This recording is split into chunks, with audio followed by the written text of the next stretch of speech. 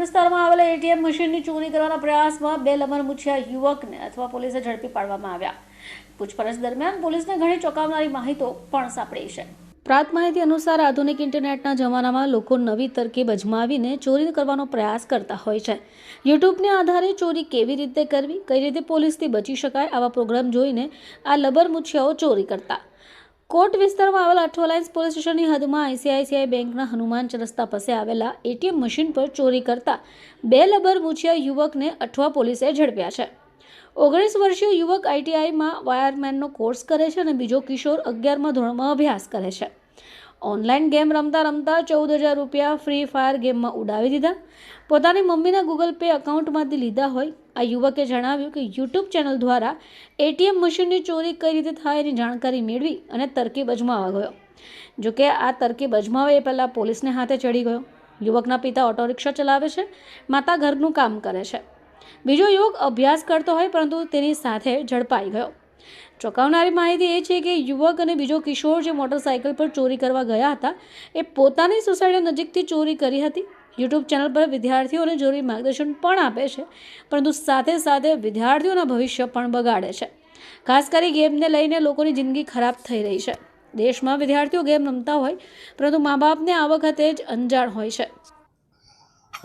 1 જાન્યુઆરી 2025ના દિવસે નાઇટમાં ગોપીપુરા હનુમાનપુરા 4 રસ્તા પાસે આવેલ આઈસીઆઈસીઆઈ બેંકનું એટીએમ તોડવાનો પ્રયત્ન થયેલો અને એના અનુસંધાને આઈસીઆઈસીઆઈ બેંકના ઓફિસરો દ્વારા અઠવાલાઇન્સ પોલીસ સ્ટેશનમાં બીએનએસની કલમ 305 મુજબ ગુનો રજીસ્ટર કરાવેલો અને એ ગુનાની તપાસમાં અઠવાલાઇન્સ પોલીસ સ્ટેશનના સર્વેલન્સ સ્ટાફ વિવિધ વિસ્તારના સીસીટીવીઓ ચેક કરતા હતા. દરમિયાન સીસીટીવી અને હ્યુમન ઇન્ટેલિજન્સના આધારે હેડ કોન્સ્ટેબલ કારાભાઈ તથા પોલીસ કોન્સ્ટેબલ પ્રકાશભાઈની બાતમીના આધારે બે ઈસમોને પકડવામાં આવેલા, જેમાં એક ઈસમ છે 19 વર્ષનો છે અને એક છે એ જુવેનાઇલ છે.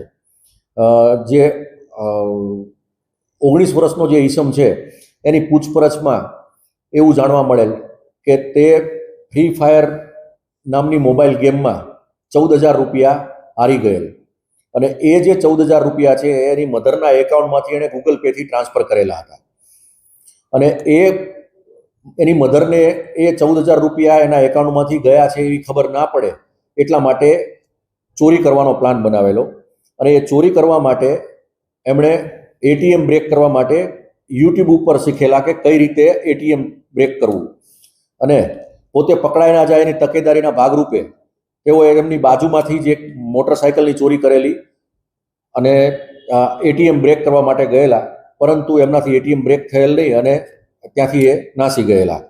બાઇક ચોરી અંગેનો પણ એક બીજો ગુનો દાખલ કરવામાં આવેલો છે અને આ ગુનાની આગળની તપાસ ચાલુ છે અને 19 વર્ષનો જે વ્યક્તિ છે એને નામદાર કોર્ટમાં રજૂ કરવામાં આવશે.